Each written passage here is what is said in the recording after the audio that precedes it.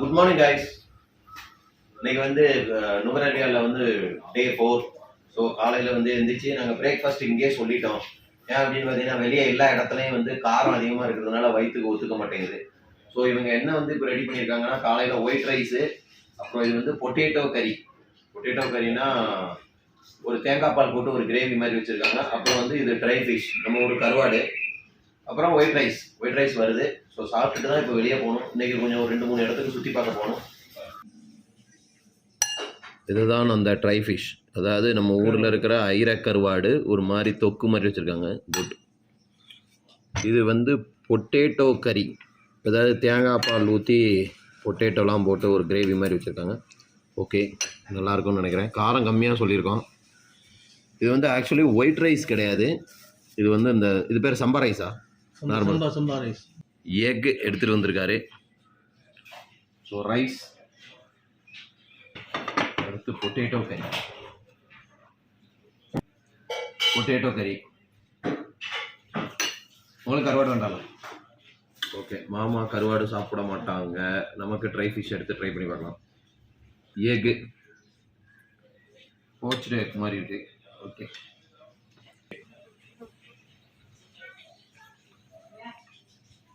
Good, சூப்பராக இருக்குது. தேங்காய் பால் ஊற்றி பண்ணியிருக்காங்க. நல்ல ஃப்ளேவர்டாக இருக்குது, சூப்பராக இருக்குது.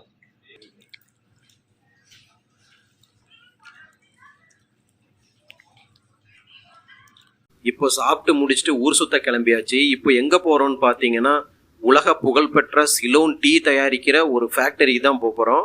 அதை விசிட் பண்ணுறதுக்கு தான் இப்போ நாங்கள் போய்கிட்டு இருக்கோம். டேம்ரோ அப்படின்னு சொல்லிட்டு ஒரு டீ ஃபேக்டரிக்கு வந்திருக்கோம். ஸோ அங்கே பார்த்தீங்கன்னா டீ எப்படி தயாரிக்கிறாங்கன்னு நம்ம பார்க்கலாம். சேம் டைம் இங்கே வந்து டீ ரேட்டு வந்து கம்மியாக இருக்கும். இங்கே தான் சிலோன் டீ தான் ரொம்ப வேர்ல்டு ஃபேமஸ்ன்னு சொன்னாங்க. ஸோ டீ வாங்கிட்டு ஃபேக்ட்ரியை பார்த்துட்டு வரலாம் வாங்க.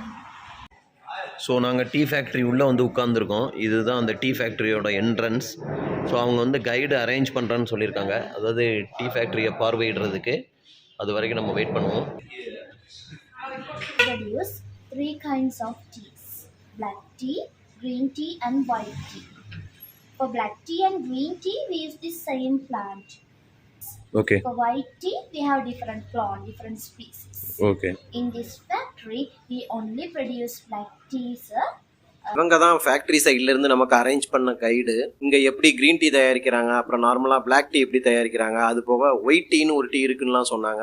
இந்த பிளாக் டீலேயே எத்தனை வெரைட்டி இருக்குது, அது என்னென்ன ரீசன்னால எத்தனை வெரைட்டி இருக்குது அப்படின்லாம் எங்களுக்கு நல்லா எக்ஸ்பிளைன் பண்ணாங்க. அது போக இந்த ஃபேக்ட்ரியில் எப்படி வந்து டீ தயாரிக்கிறாங்க, அந்த இலையை வந்து எப்படி வந்து டீ தூளாக மாற்றுறாங்க, என்னென்ன மெக்கானிசம்லாம் யூஸ் பண்ணுறாங்க அப்படின்னு சொல்லிட்டு கிளியராக எக்ஸ்பிளைன் பண்ணாங்க. நீங்கள் இங்கே ஸ்ரீலங்கா வந்தால் கண்டிப்பாக அந்த டீ ஃபேக்ட்ரியை வந்து விசிட் பண்ணுங்கள். அப்போ தான் உங்களுக்கு டீ தூள் எப்படி தயாரிக்கிறாங்கன்னு ஒரு ஐடியா கிடைக்கும். அப்புறம் டீ தூள் வாங்க போன இடத்துல பார்த்தீங்கன்னா அவங்க டெமோவுக்கு வந்து டீ குடிக்க கொடுத்தாங்க. அது உண்மையே சூப்பராக இருந்தது. அதுக்கப்புறம் அவங்ககிட்ட பார்த்தீங்கன்னா அத்தனை வெரைட்டியான டீ தூள் இருக்குது. உங்களுக்கு எது வேணுமோ வாங்கிக்கலாம். நாங்கள் ஒரு பிளாக் டீ ஒரு பாக்கெட்டும் அப்புறம் வந்து கிரீன் டீ ஒரு பாக்கெட்டும் வாங்கிட்டு வந்தோம். ப்ரைஸும் ரொம்ப கம்மி தான். ஸ்ரீலங்கா போனால் கண்டிப்பாக டீ தூள் வாங்குவாங்க, ஏன்னா அங்கே அதுதான் ஃபேமஸு. நாங்களும் அது வாங்கிட்டோம். அது குடிச்சு பார்த்தோம், உண்மையிலே டேஸ்ட்டு சூப்பராக இருந்தது. ஸோ கண்டிப்பாக நீங்களும் போனீங்கன்னா ட்ரை பண்ணி பாருங்கள். ரம்போடு வாட்டர் ஃபால்ஸ் அப்படின்னு சொல்லிட்டு ஒரு வாட்டர் ஃபால்ஸ்க்கு வந்திருக்கோம். இது வந்து வாட்டர் ஃபால்ஸ் கிடையாது, இதுல இருந்து நடந்து மேலே போகணும், அதுதான் வாட்டர் ஃபால்ஸ். வாங்க வாட்டர் ஃபால்ஸ் போய் பார்க்கலாம். அந்த ரொம்போடா வாட்டர் ஃபால்ஸ் நடந்து போகிறோம். இந்த ராம்போடு வாட்டர் ஃபால்ஸ் பார்த்தீங்கன்னா ஸ்ரீலங்காலேயே ரொம்ப உயரமான வாட்டர் ஃபால்ஸு நுவரெலியாவில் இருக்குது. கிட்டத்தட்ட ரோட்டில் இருந்து பார்த்தீங்கன்னா ஒரு 2 கிலோமீட்டர்ஸ் வந்து நம்ம மலையில் ஏறி வந்தால் தான் இந்த ஃபால்ஸ் பார்க்க முடியும். நல்ல ஹைட்டாக சூப்பராக இருந்தது வாட்டர் ஃபால்ஸு. இருந்தாலும் நாங்கள் வேறு ட்ரெஸ் எடுத்துகிட்டு வரலங்கிறதுனால நாங்கள் குளிக்கலை. ஆனால் அங்கே நிறைய பேர் குளிச்சுக்கிட்டு இருந்தாங்க, நல்லா என்ஜாய் பண்ணிக்கிட்டு இருந்தாங்க. ஸோ வியூவே சூப்பராக இருந்தது. நாங்கள் சில ஃபோட்டோஸ்லாம் எடுத்துகிட்டு அங்கேருந்து கிளம்பிட்டோம்.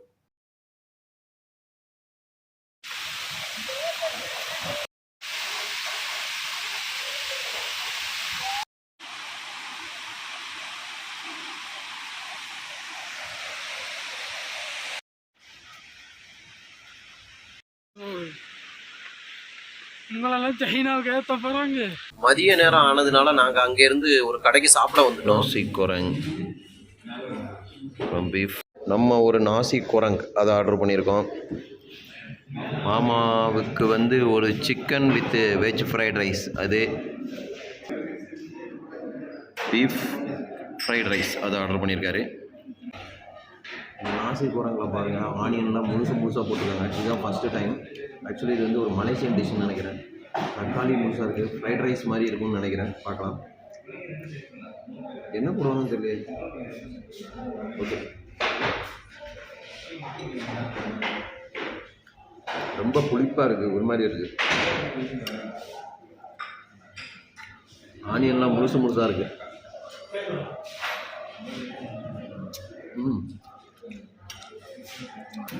நல்லா தான் இருக்குது, நமக்கு ஒத்து வராது. எப்படி இருக்குது பீஃப் ஃப்ரைட் ரைஸ்? நல்லா இருக்கா?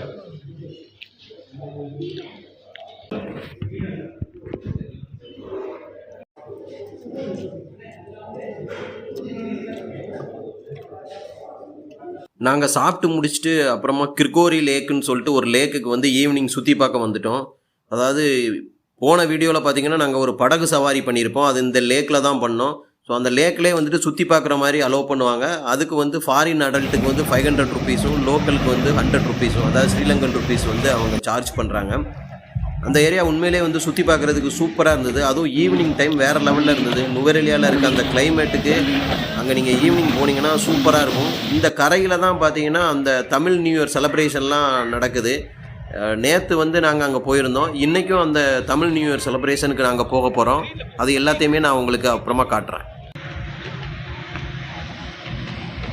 யாழ்ப்பாணம் யூனிவர்சிட்டியிலேருந்து நிறைய ஸ்டூடெண்ட்ஸ் வந்திருந்தாங்க. அவங்கள பார்த்து பேசுனது ரொம்ப சந்தோஷம். அவங்கக்கிட்ட பேசிவிட்டு ஒரு ஃபோட்டோஸ்லாம் எடுத்துகிட்டு அதுக்கப்புறம் நாங்கள் அங்கேருந்து கிளம்பிட்டோம் தமிழ் புத்தாண்டு செலிப்ரேஷன் பார்க்குறதுக்கு.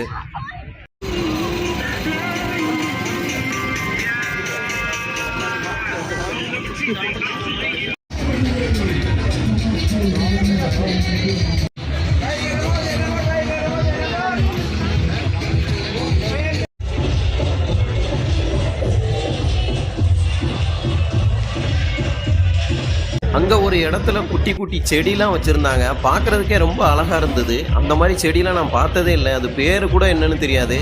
ஆனால் உண்மையிலே பார்க்குறதுக்கு ரொம்ப அழகாக இருந்தது. அதெல்லாம் பார்த்துட்டு அதுக்கப்புறம் நேராக நம்ம சாப்பிட்ற இடத்துக்கு வந்துட்டோம்.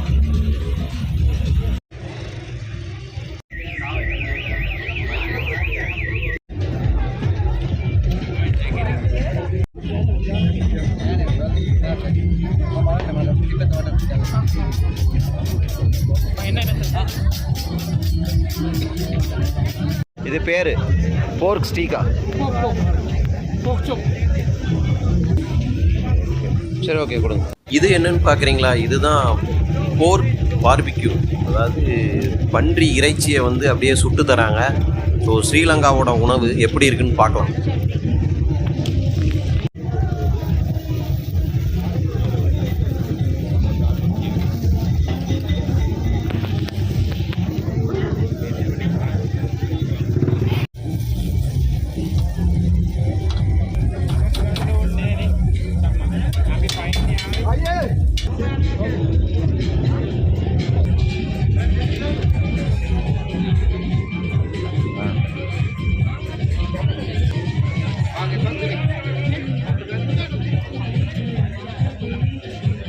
அந்த போர்க் பார்பிக்யூ டேஸ்ட்டு உண்மையிலே சூப்பராக இருந்தது. அது சாப்பிட்டு முடிச்சுட்டு அடுத்து நாங்கள் ஒரு பிரியாணி கடை பார்த்தோம். சரி, பிரியாணி சாப்பிட்டு ரொம்ப நாள் ஆச்சுன்னு சொல்லிட்டு அங்கே பிரியாணி சாப்பிட போனோம். அங்கே ஸ்ரீலங்கா ஸ்டைலில் வித்தியாசமாக ஒரு பிரியாணி கொடுத்தாங்க. அது சட்னி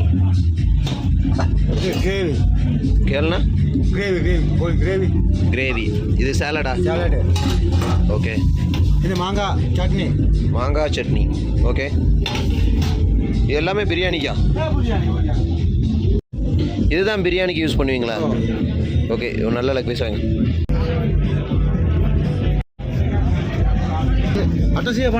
மாங்காய் உண்டா கிடையாதா? மாங்காய் உண்டு வாப்பா. மாங்காய்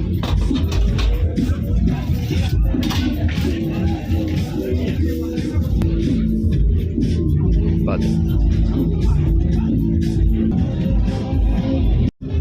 ஓகே, சார். கம்ப்ளீட்.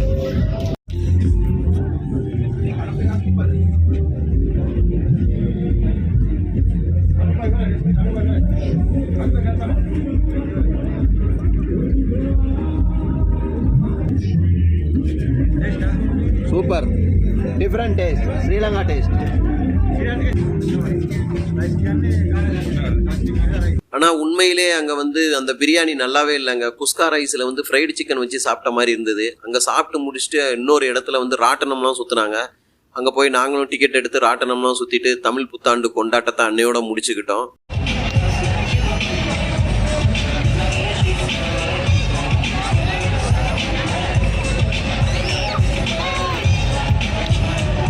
அடுத்த நாள் காலையில் வேலையாக நாங்கள் நுவரெலியாவிலேருந்து கிளம்பி நேராக வவுனியாவை பார்த்து போகிறோம். ஏன்னா வவுனியாவில் தான் நம்ம அண்ணன் இருக்கார். ஸோ அங்கேருந்து நாங்கள் அதுக்கப்புறம் யாழ்ப்பாணம், திரிகோணமலை அங்கெல்லாம் சுற்றி பார்க்க போகிறோம். இன்றைக்கி தான் வந்து தமிழ் புத்தாண்டு. அதனால் எல்லா இடத்துலையுமே பஸ்ஸெலாம் எல்லாமே வெறிச்சோடி இருந்தது. ஸோ இந்த வீடியோ உங்களுக்கு பிடிச்சிருந்துன்னா மறக்காமல் லைக் பண்ணுங்கள். நீங்கள் ஸ்ரீலங்கா போயிருந்தால் உங்களோட அனுபவத்தை வந்து எங்களோட ஷேர் பண்ணிக்கோங்க. உங்களோட ஃப்ரெண்ட்ஸுக்கெலாம் ஷேர் பண்ணுங்கள். மறக்காமல் வில்லேஜ் ஃபுட்டி கிளப் சேனலை சப்ஸ்கிரைப் பண்ணிக்கோங்க. பாய்.